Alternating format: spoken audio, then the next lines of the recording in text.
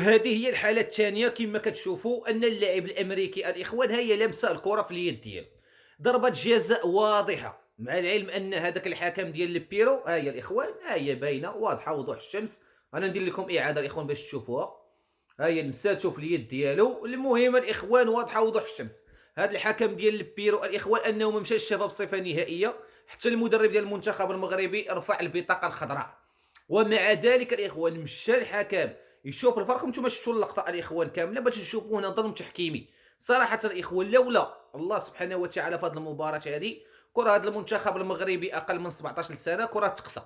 باش نكونوا واقعيين حطوا النقاط على الحروف. حتى الهدف الإخوان جا في الدقائق الأخيرة. حتى الناس ولا المغاربه ولا الجمهور المغربي قال صافي راه خسرنا المباراة. والحمد لله هذاك اللاعب المغربي اللي دخل احتياط الإخوان أنه تعاد جاب التعادل. المهم الإخوان هذه راه فيها ضربة جزاء واضحة، ولكن قولوا لنا الرأي ديالكم الإخوان، واش فيها ضربة جزاء ولا لا؟ النظرة ديالي الإخوان والأصدقاء أن قال لك فيها ضربة جزاء واضحة، ولكن الحكم لديه رأي آخر. مع العلم الإخوان باش ما نظلموش هذا الحكم ديال البيرو هو كان نزيه، ولكن صراحة هاد الحالات التحكيمية راه ما خاصوش يخطأ فيهم.